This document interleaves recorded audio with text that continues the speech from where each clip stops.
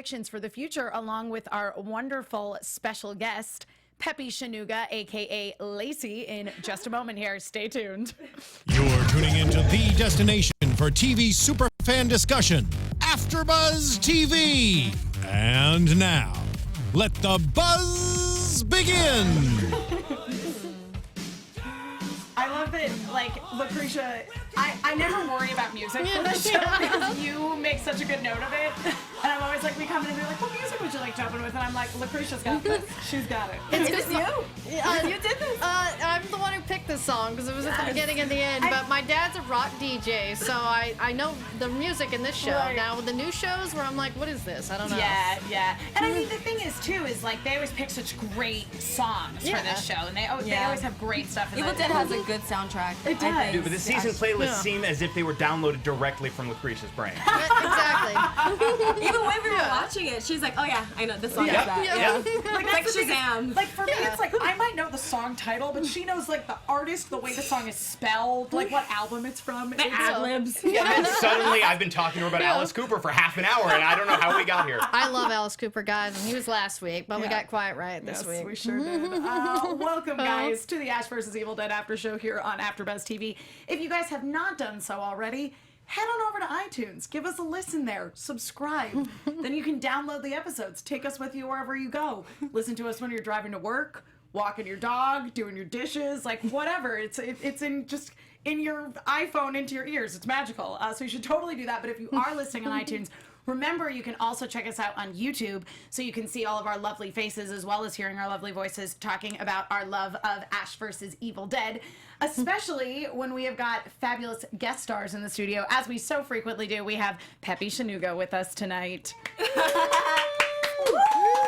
Yay! Pepi, thanks so much for coming in. Thank you guys for having me. And you are playing the character of Lacey, another great Ash vs. Evil Dead original character. Yes, Lacey Emery. Yes. And where can people find you on Twitter and all that good stuff? You guys can find me on Twitter at Pepi Sonuga, and I'm on Instagram at Pepi Cola. It's like Pepsi Cola, but without the Pepsi. Actually, when I like typed your name in to be like, okay, I'm gonna write her name out phonetically so I remember how to say it.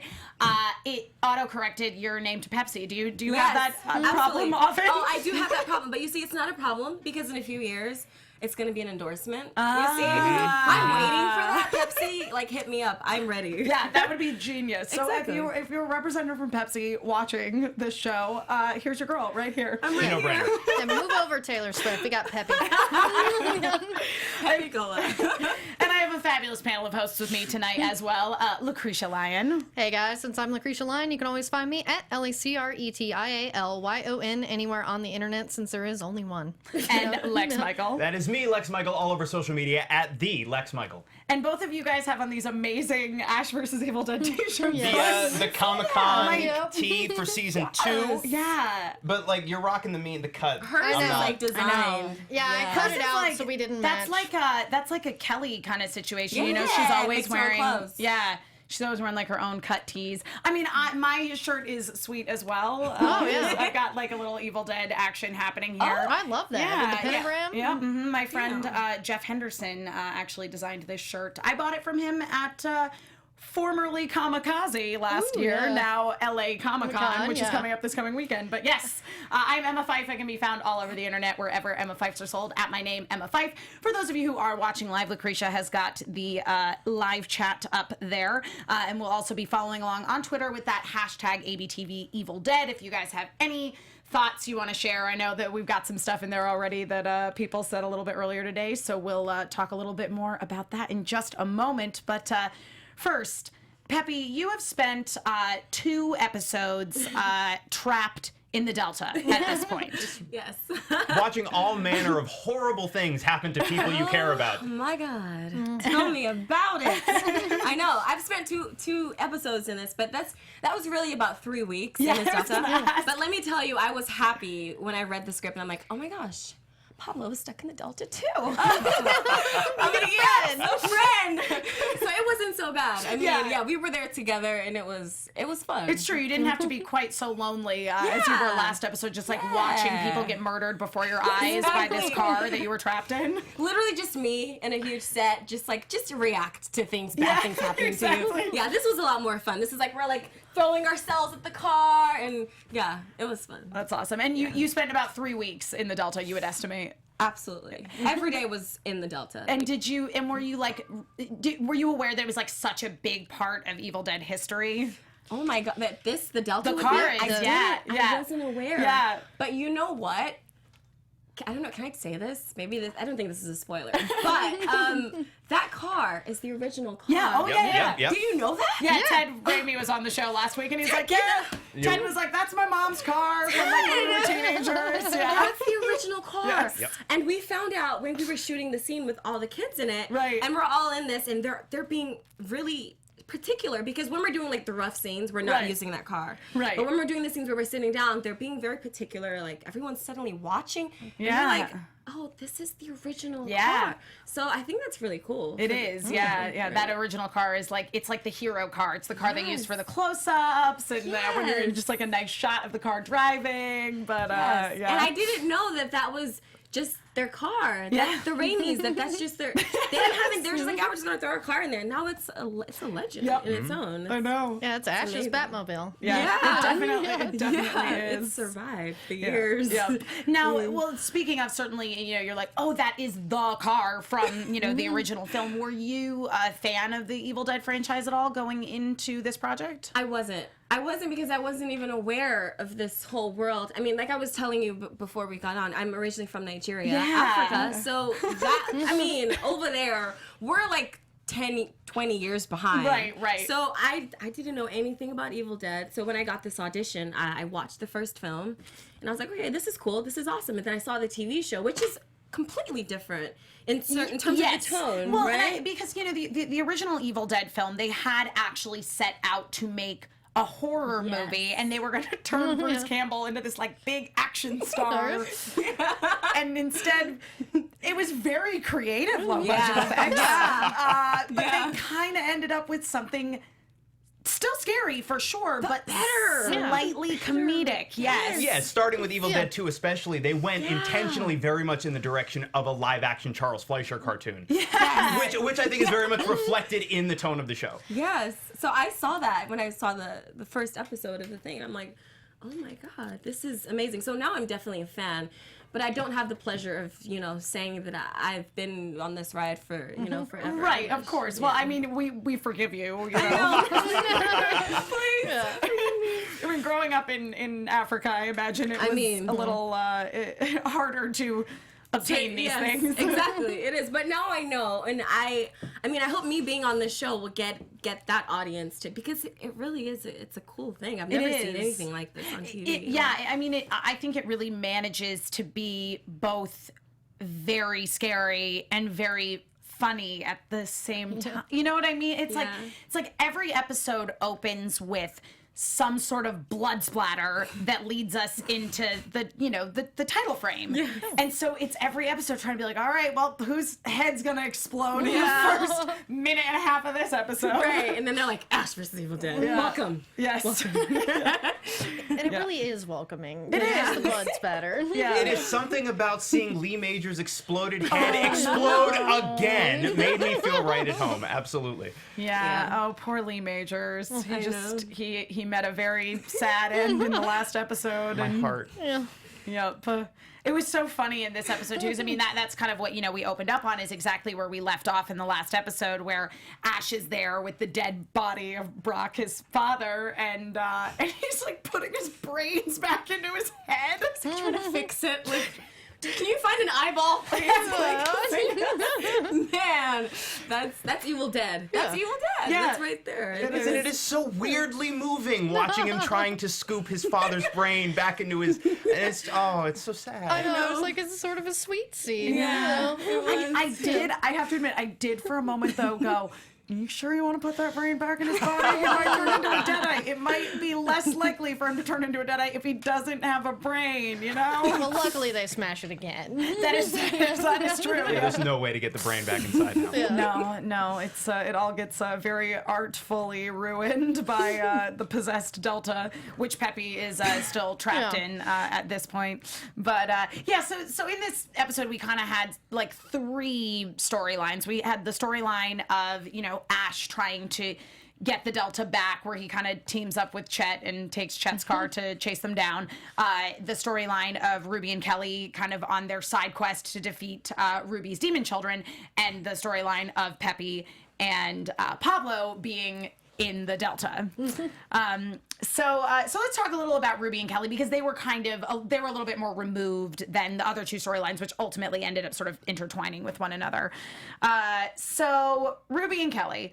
In the last episode, Ruby was like, Kelly, you're the chosen one. Like, we're gonna go deal with this together. So they do. They go hunt down the demon kids and ultimately like end up killing all of them.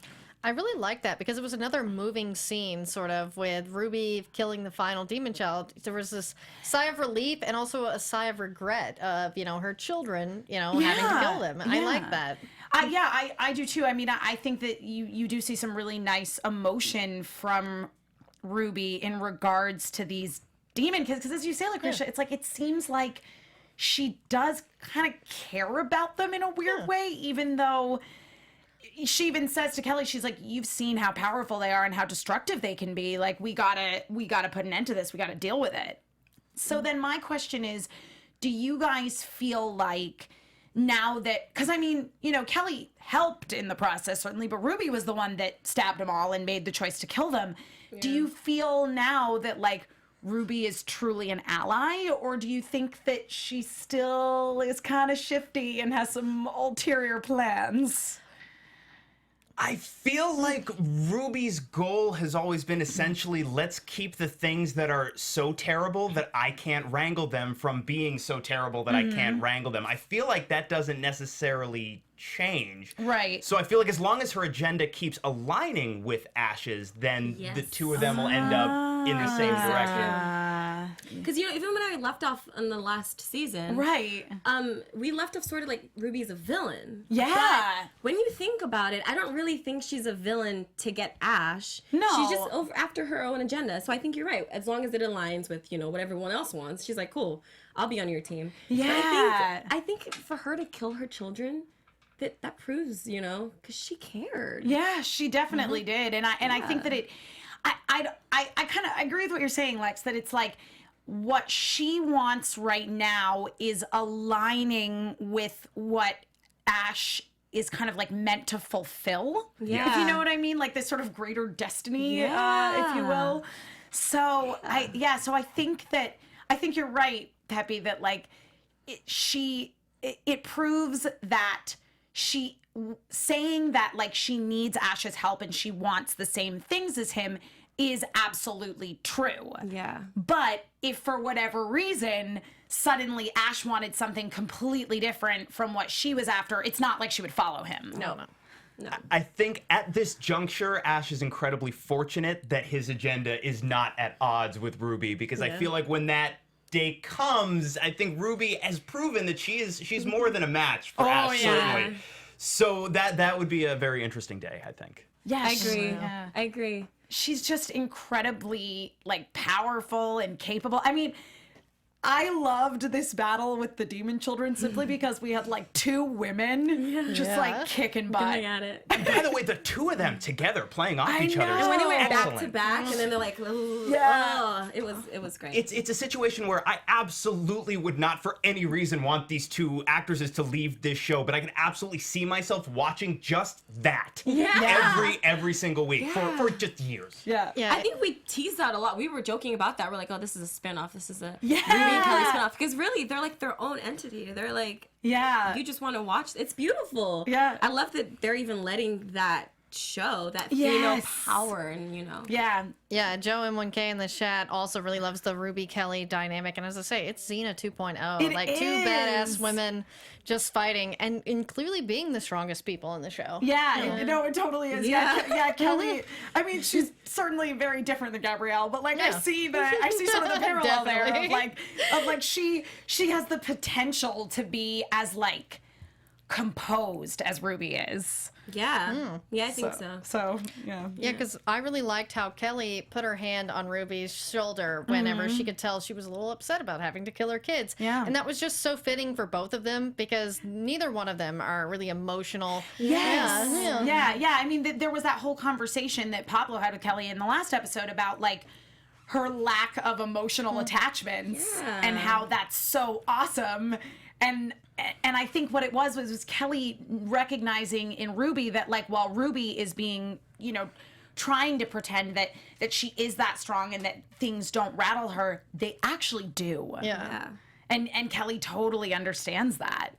Because, I mean, that's, what prompted her to leave the bar and end up entangled in this quest with Ruby in the first place. So it was kind of nice to see that all sort of come together. Yeah, and I mean, we keep hitting the note about how it is so strangely poignant to watch Ruby have to make that decision and kill her children. But we talked about it with Ted a little bit last week, how this show, especially so far this season, is doing an amazing job balancing real, like, emotional, heartfelt, poignant moments between characters with just the most over-the-top, bonkers, gory, cartoony business.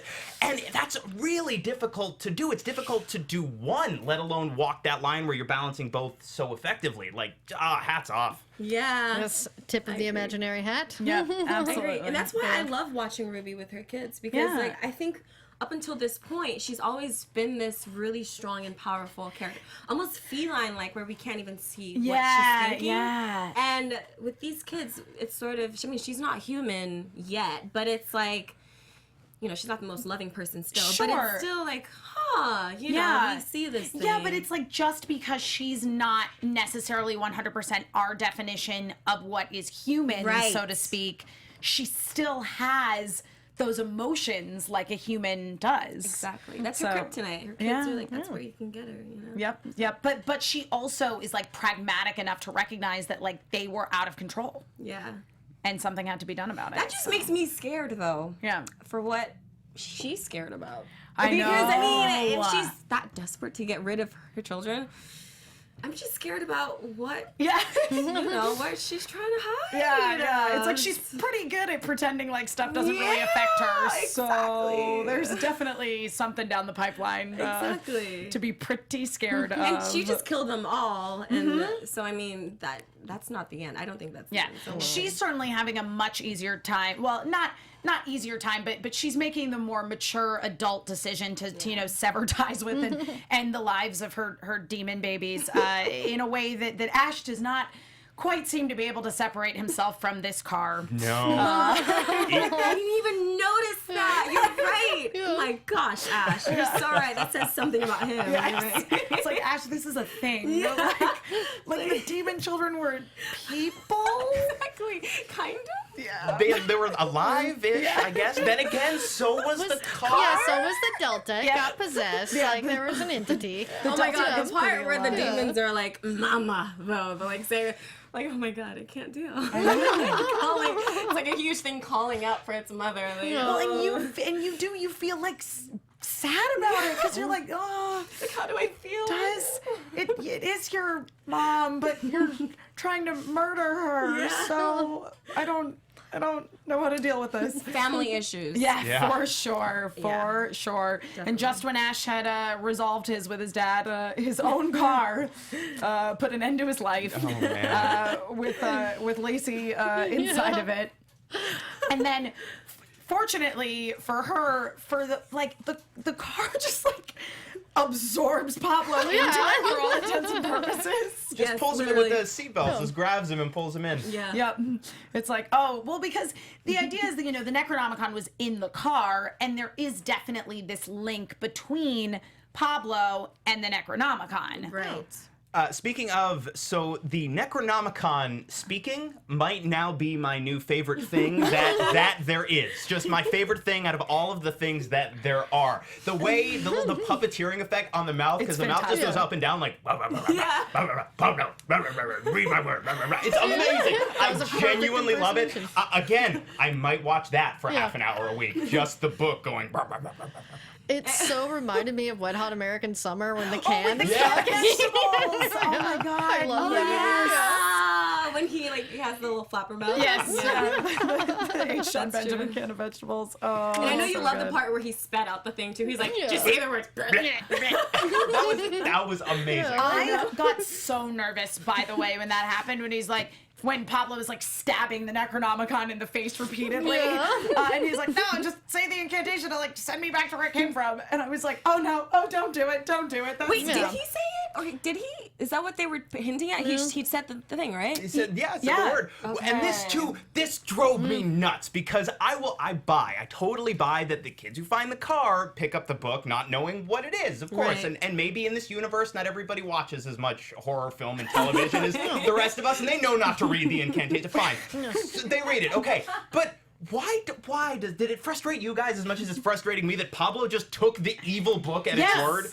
Yeah. Yes, it bothered me so much. Like when he spit up that incantation, I was like, "Oh, there is no way that Pablo's gonna do that." And then I was like, "He just did that." I don't know though, but they kept cutting back to the car, and it looked like Ash was gonna get hurt. So it was like, do this, do that, and then. But now I'm trying to recall in the end of Evil Dead 2, because they're trying to like send the Necronomicon and all the demons back to where they came from. Was Annie reading from the Necronomicon to try to send it back? I think so. So when like, the hand gets her, spoilers for Evil Dead 2, I guess. Yeah. When the hand gets her with the Kandarian dagger, I believe she is reading from the book. Yeah. So there is a logic there, but but Pablo wouldn't know that. No, Pablo wasn't there, and Pablo's gone through enough like shit with the Necronomicon at this point that you would think.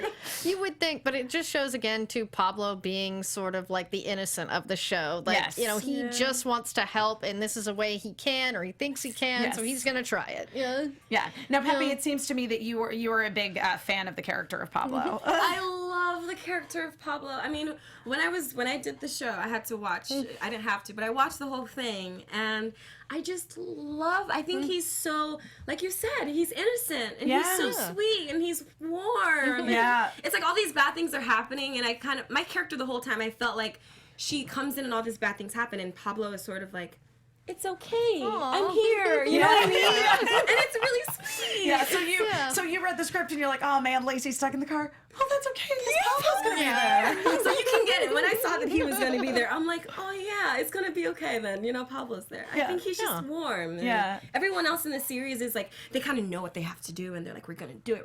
And Pablo was like, well, we could just all kind of work it out and be happy and I think he's really sweet. And I think that that's really one of the strengths of the shows is like having that character of Pablo who is so different from everybody else and keeping that all this terrible stuff happens to Pablo, and though I do believe, like, in my heart of hearts, I'm like, Pablo is going to become, like, a wizard this season. What was it, a shaman? And he's going to be just, like, so powerful, but I don't think that, like, in essence, he will ever stop being that really good, warm person. And especially now, he's, like, having these, like, crazy terror visions of, like, being impaled on a pole. Yeah. That was so creepy. That was amazing. Yeah. Wow. Yeah. And of course, it turns out that it was a vision, and he, like, sees Ruby's face, like, flash over ashes. Well, and for about half a second before I realized it was a vision, I'm watching the scene, and we see you splayed on the hood of this car, and I'm about to turn next to me and be like, wait, are you done dead? already? Yeah. That was quick. That was real fast. Wait, damn. I was like, wait, what happened? Oh, that's what I was gonna ask you guys. Did you think it was a vision, or you thought it was real life? The way they transitioned into it, I went, maybe it's a vision, but then I was like, no, it's not a vision, but his merging with the Necronomicon has made him invincible. Like, that literally, that thought crossed my mind. I was ready to make a similar leap. Yeah, that was my thought, is like he's got that through him, but I was like, okay, we all know they're not going to kill Pablo. So yeah, Not maybe yet, he can heal anyway. himself. Maybe he got adamantium. I don't know. Yeah, exactly. But I was just like, take it out or leave it in. Take it out or leave it in. Yeah. That's Oh what my Ash God, that was brutal to watch. Like, Yes. Yeah. But I was very glad that Lacey was not, in fact, actually dead. She's not killed. No. Yeah, she's tougher than we think. Yeah. We'll see. She's gone through a lot already in her short time with us. Oh my lord. I mean, but she kind of got to like be there for Pablo in this episode as much as like he was there for her, because she, you know, was like present when she was like, you know, snap out of it, dude. Like, I think so. let's get it together. I think so, and I think you guys will see the relationship blossom even more. I think they are kind of there for each other. Yeah. I think Lacey does mirror Pablo in the sense of like, you know, back to my point of Evil Dead, everyone knows what they're doing and is going for it, and Lacey comes into the world also being sort of like, what's happening? Yeah. And I think they both find each other in that way, you know. Whereas Yeah. everyone is like, you're gonna figure it out, kid. He's like, oh, I get it. I was here too, you know. So I know, and I'd really like to see your interactions with some of the other characters, because Michelle Hurd plays your mother, and that's awesome. Yes. But we've speculated that maybe Ash is your real dad. oh my god. Soon, yeah. I don't know. I don't know. I mean, I guess we have to just keep watching. Yeah, But then you would like truly be like a Be legend cemented. in Yeah. Evil Dead history. Yeah. I don't know. We'll see. Yeah. But Michelle has she been here? She's No, not been in yeah. it. Michelle is, I'm telling you, when you meet Michelle, they're going to go crazy. Michelle is incredible. Amazing energy. You're going to love her. And you'll love her on the show, too. Yeah. And was she already cast when you were cast in your role? Or? I don't know, because we all sort of just showed up in New Zealand together. And we're like, oh, well, actually, Michelle got there before me, but I did know, as soon as I had the role, I knew Michelle That she was Hurd. playing your mom, yeah. So I think maybe it all happened. kind of simultaneously. Yeah. And what, like, okay, so obviously the show films in New Zealand. Now, maybe it wasn't like so crazy for you having, you know, grown up in Africa and then moved to LA. But like when you got cast in the role and they're like, you're going to New Zealand, was your reaction like, all right, or you're like, that's a real place? My reaction was, wow, okay. You know what? I'm going to be honest. I'm not even going to try and sound so smart right now. I was a little ignorant. I was like, okay, New Zealand, so that's like by Australia, and like so I'm kind of going there, but it's not Australia. So I had to like do the whole map thing of like where Technically, both statements are true. So.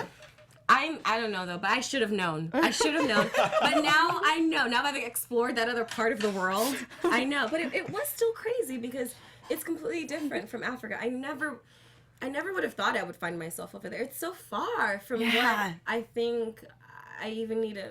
I don't know. It was really beautiful though. Did you get to explore much at all, or did you have a pretty grueling filming schedule? When I was filming, I didn't explore. I had a whole thing planned out. I'm like, you know what? I'm gonna film there. I'm gonna go after work to do this and do that. No, of course not. You're exhausted after No, work. you're not. Sorry. You want to get you want people. Get a massage or something. And that doesn't even sound, that's not luxurious at all. That's like, you need that after all those bumping and all that. Yeah, but it was hard. We were on a really tight schedule, but after I took 2 weeks and I got in a car and I went on a road trip through New Zealand. Oh, cool. Did you go to Hobbiton is my question. I didn't get to. I know, how can you not? But in my defense, the whole country looks like that. Yeah, it's true. It's like you get country there looks and like it's just like being in Middle Earth. Yeah, seriously. Everyone is like, oh, did it look like Lord of the Rings? I'm like, Lord of the Rings looks like New Zealand. Yeah. It was great. That's so funny. That's great. And then I always like to ask people, since you spend a lot of time on the show, being covered in fake blood. What would you describe the feeling of like all the fake blood on you as being like? We had several kinds of fake blood. There's the fake blood that works better for camera. Okay. But makeup and wardrobe will hate you because it gets everywhere. It stains. It stains. Yeah. That thing does not go away. They need to make lipsticks out of that. Seriously, it doesn't go anywhere. And then there's the other blood that doesn't plate as well, but it's like dries on its glue. I mean, it's like gooey and it just kind of sorts off. But I love being in the blood. After the 10th hour, it's like, oh, I'm all gunky, but it's fun. It's Ash versus Evil Dead. Yeah, you gotta have it. Yeah. I bet showering at the end of the day feels great. Yeah, you almost want the gunk so that you're like, oh my god, I've never had a shower this great before. That makes total sense to me. So Pablo and Lacey are in the car. They're having a time. She manages to get out of the car. Yes. And then she's gonna go find help. Yes. So she says. So she says. I did appreciate that once you manage to get out of the car, you just bail. Like that is the smartest thing by ever. far the smartest decision you could have made in that moment was to get as far away from that vehicle as possible. I'm out of here. Yeah. What's happening? To me, though, I think she felt sincere in the like, I'm gonna go get help. Oh, no, I believe that she is. But the smart move was getting far, far, far away and then sending help to come back. Right, exactly. Instead of being like, I'm gonna stay and help you, it's like, I'm gonna find someone else to do this. Yeah, I felt like she was like hesitant a little bit, and then the book came out of nowhere. She's like, no, I'm going. And she just ran out of there. Right, which leads to the scene of like Pablo stabbing the book in the face, and Ash meanwhile has gotten together with Chet to track down the car. The scene where they were driving alongside the Delta and like Ash is trying to like drive and simultaneously like shoot out the tires was amazing. It was amazing. And shooting that was amazing because we actually did that together. Oh, Yeah, and a scene like that, you wouldn't have to do it together. They would just do our coverage and them. But they were there. That's awesome. So how awesome is it? We're with Bruce and Ted, and they're just like going at it, and they kind of let us have fun with it. They're like, just ad lib stuff, guys. We're like, guys, stop shooting it. It was fun. It was fun. And those two together, I mean, I can the imagine. chemistry, Yeah, I'm so glad that they brought Ted on the show, and he's too. not dead yet. I Because we get this know. good little bromance going. Ash actually has a friend. I know. Yeah. Does that not scare the rest of you? I mean, it terrifies me. Like, Chet, in my opinion, is not long for this world. That is my great fear, is that Chet is too pure for this world. I know, he's so wonderful. He is. I loved his reaction when, he's like drinking beers off the top of his car, and Ash is like, you know what, man? I'll drive. That way you can just keep pounding beers the whole time. And he's like, great, I'll stay hydrated. Yeah. And I love when Chet actually has this really great, thought process of where the Delta is going and why it's going there, and you're like, he's a philosopher. Yes. He's really digging that universal synchronicity Exactly. for sure. Yeah. But then Ash, in classic Ash way, is like, yeah, that makes sense, I guess, Ted. We'll think of something else, though. You know? Because Ash's explanation was, that was the first place I boned that girl. Also, too, Chet's seemingly genuine heartbreak when he discovers they're not, in fact, going to a strip club. I know. I know. That seems so sad. And I loved how much like Chet just absolutely accepted everything Ash was telling him. And he's like, Chet, I gotta go fight demons. He's like, yeah! Can I come? Yeah. Let's do it. Solidarity. Yeah. And he's like, Chet, you're not coming with me to fight demons. All right, you're just gonna drop me off.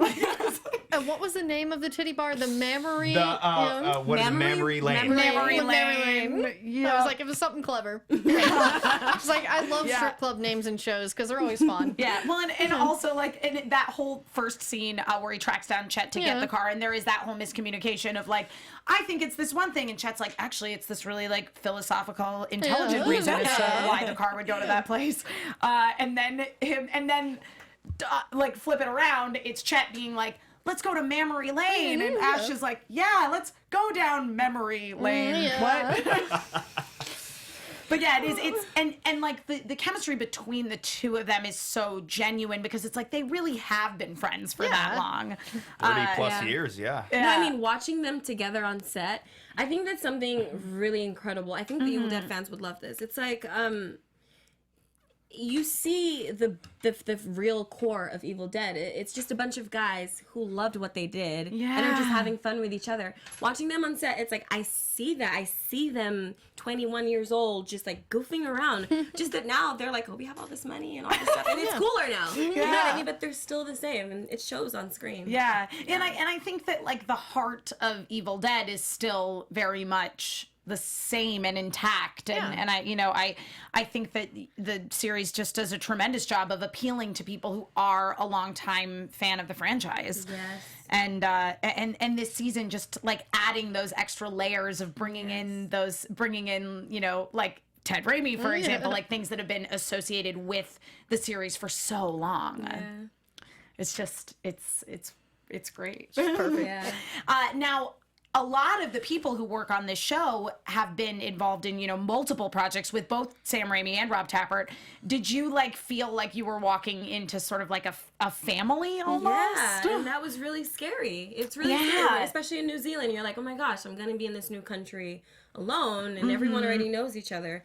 But if I tell you that they are the most welcoming, just really wonderful. And Rob had, he hosted a Jewish holiday for Ted at his house. But it was sort of like a really small cast thing. Okay. You can't bring a plus one. Right. But then I got an email the night before, because my mom was there, and they're like, bring your mom. We want your mom to come. That's awesome. Yeah, Nice. they're really wonderful. But I think that is why they're wonderful, because it is a family. And they expect anyone who's coming in to just vibe with their family. So it's, Yeah. good. Yeah. I love it. Yeah, that's awesome. So then basically they managed to subdue the car because Pablo says the incantation, which opens up a portal to hell in the trunk of the Delta. Yeah, that was interesting, and I just love that Ash's dad comes to him in The the vision, Obi-Wan and- Kenobi yeah, I moment, know. where it's like they use the Force in A New Hope, where he tells him just clench your ass like they're cracking I'm walnuts, hard, and you can. Dad, I'm hard. Like- Yeah. And again, another example of that is so over the top, absurd, ridiculous, and cartoony, and yet there was a part of me going, oh, his dad is speaking to him.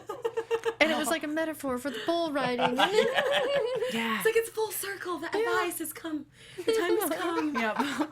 Lee Majors is still with us. He lives on. I would love it if Lee Majors just kept showing up as a Jedi ghost. That Yes. would be that too. fantastic. I would love that too. Ash is being thrown up in the air on the Delta, which has gone full crazy at this point. But fortunately, no one's in it anymore. And they managed to get it to stop, and they open the trunk, and there's just this ominous portal, and they were like, all right, let's just throw the book in there. Yeah. I get it. I get what the goal is. I feel like, especially if Ash and Pablo are handling this by themselves, they should wait till Ruby shows up, or Kelly shows up, or literally any other person who could maybe tell them to think a little further before they do what they're doing. Because this is probably, since it's not the end of the season, probably not going to pan out as simply as they want it to. I know. Do you guys think that something bad is about to happen since they destroyed it? I mean, I think course. that is a great segue into predictions. And now, Nailed it. AFTERBUZZ TV predictions. I think that is a great question, Pepe. So, Ruby's reaction would seem that there's definitely going to be some repercussions for sending the Necronomicon back to where it came from. And also, why would the Necronomicon spit up this incantation being banish me to from whence I came if that wasn't going to help it out in some way? Exactly. Blech. Exactly. Yep. I think Still bad laughing about things are about to happen. I do too. And especially because, as we discussed, I'm pretty sure that that it's actually written in the pages of the Necronomicon somewhere how to put a stop to all this madness. So it's kind of like a damned if you do, damned if you don't kind of situation with the book. But, however, I do think we might have some hope in the form of Pablo, who's clearly still really connected to the Necronomicon, or conversely, now that it has been banished back to the demon realms, is his connection severed? I don't know. To me, I don't think it will be, because that's been such a huge part of the last couple episodes. I feel that Pablo's kind of going to be the key to the Necronomicon. And this ball dude, I mean, I can't wait for all the ball jokes, by the way. I was like, that's what I'm hoping for. Well, my concern would be that since we didn't follow the book down the portal, we don't know that just ends in fire and the book is gone. That's true. I think if this franchise has taught us anything, is that portals tend to have another end where things come out, and you don't know who's going to pick that book up on the other side. I have to admit, I was hoping for a tiny second when that portal opened that we were going to go back to the Middle Ages. Oh, me too. Yeah. It's a totally different show. Just suddenly, and just get one Army of Darkness episode. Yeah, we gotta That have is very one. possible. I mean, you're watching the show, and a lot of random stuff could happen. So Yeah. just, keep saying that. Yeah. You never know. I mean, Ash versus Evil Dead is nothing if not unpredictable. Like that's the thing I think that is so kind of brilliant about it is like it manages to stay unpredictable, but not in a way that you're like, I'm confused and don't know what's happening. You're just like, I don't know what's going to happen next. And I'm delighted by it. I have all these guesses, but any one of them could be right and all of my guesses could be completely wrong and I would still be absolutely delighted. So yeah, it'll be interesting to see where this goes. Part of me wonders if so we were talking about like Pablo and his connection to the Necronomicon, like maybe because he has this connection to the Necronomicon, he's now if it has been severed, he's going to be like, but I'm not like feeling as in touch, and it's, you know what I mean, because it's like he's having these awful visions, but like maybe there's got to be another side to it, you know, there's got to be a positive. I feel like, I mean, maybe not, but like you're saying, he's gonna miss some kind of power that he had.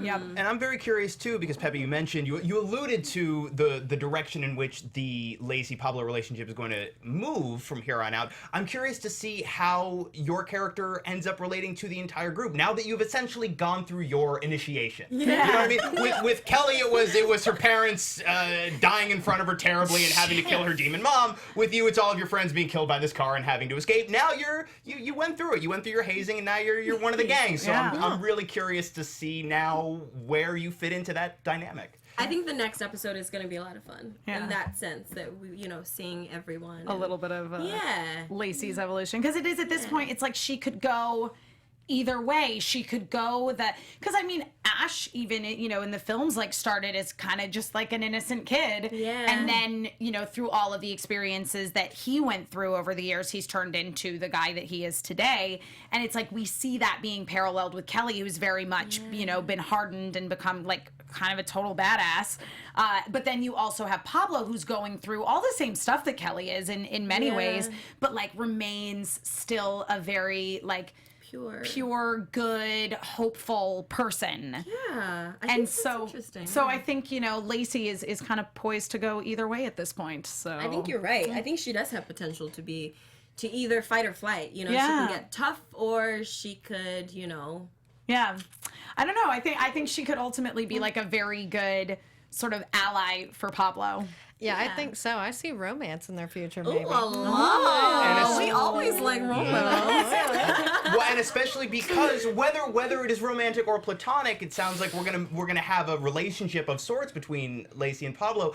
I'm very curious to see what Kelly's reaction to that relationship is, whichever way that relationship goes. I'm very curious to see the two of you potentially butt heads a little bit. I know. I feel like I ship Kelly and Pablo. Yeah. I did not until this season, and that first episode this season, I was like, yup, on board. I was sold, honestly. I was sold. In the last episode where, they brought on the kids in the woods, and then the girl's flirting with him. Yeah. I was like, yes, finally she's going to be jealous and she can make a move. Yeah. It never happened, though. But I'm interested to see if, Lacey adds a little bit of sprinkles a little bit love triangle dynamic to it, which that's another one of the really strong points of this show, are these really compelling characters who have these very interesting relationships who you really care about. Even someone like Ash, who like surface level is not likable. No. But you just like love him because he's so committed to this ridiculous person that he is. Like, it makes him so endearing in such a weird way. But I think that I'm just captivated by Lacey immediately, and I cannot wait to see her integrate with the group, as you say, in the next episode. So any other points you guys want to touch on? Anything we skipped over glaring out to you that you want to talk about before we start to wrap things up here? I only say I'm glad that he brought Ketcha on the flip-flop back. Yeah. Because I love that catchphrase. For like a whole month after last year, I signed my emails that way. Yep. So glad he brought it back. I'm now thinking of changing my email signature. Awesome. Well, Lex, anything that you wanted to add? No, I just keep marveling every new episode that we see how strong this show is. Like you said, it's incredible that it can be this ridiculous and over the top, and you still get so emotionally invested. Yeah. And like I was a big fan, I think, as we all were, of season 1. Yeah. But right out the gate in season 2, it seems like this is the optimized machine. As it were. Yeah. Like I keep marveling at how the bar keeps getting raised. Yeah. I'm so excited to see, Pepe, where you go from here on your journey in this insane, cartoony, over-the-top, violent world. I pray for Lacey. I hope she's okay. I'm terrified as always, but I'm excited. Yeah. Pepe, 2 things. Number 1, I just noticed your phone case. It's adorable. I love it. It's a cat, guys. If you're listening, she has a really cute, large cat phone case. It's a cat with a lot of attitude. It is flipping you the bird. But again, Pepe, thank you so much for joining us, and Thank you. we all really look forward to seeing where your character's journey is going to go. Where can people keep up with you? Once again, your Twitter handle, all that good stuff. You guys keep up with me. My Instagram is Pepi Cola. Twitter is at Pepi Sonuga. And yeah, tweet me. I'm really friendly. I love when you guys talk to me. And yeah. And catch me on Famous in Love. It's a new freeform show coming in 2017. Ooh, and it's going to be amazing. What's that going to be on? It's going to be freeform. It's going to be a freeform, yeah. Oh, yeah. I apparently am not cool enough and don't know what that is. It used to be ABC Family. Yeah. ABC Family. Okay, thank you. Yeah, I should say that because a lot of people will not know that. Yeah, okay. ABC Family, but it's now freeform because we are free and independent. Yes. So, yeah. Awesome. Well, we will certainly look forward to that. Lacretia, where can people keep up with you? You guys can always find me at LACRETIALYON anywhere on the internet, since there is only one. And Lex Michael. I am all over social media at the Lex Michael. And I am all over social media at Emma Fyffe, which is my name, nice and simple. Thank you so much again to everyone who joined us in the hashtag, in the live chat. You guys are awesome. Remember, you can keep using that hashtag ABTV Evil Dead if you want to talk to us throughout the week. Send us any questions or the topics of discussion to chat about on the show. And we will see you guys again next week, same time, same place. From executive producers Maria Menounos, Kevin Undergaro, Phil Svitek, and the entire AfterBuzz TV staff, we would like to thank you for listening to the AfterBuzz TV network. To watch or listen to other after shows and post comments or questions, be sure to visit AfterBuzzTV.com. I'm Sir Richard Wentworth, and this has been a presentation of AfterBuzz TV. Catch you on the flip-flop. The views expressed herein are those of the hosts only and do not necessarily reflect the views of AfterBuzz TV or its owners or principals.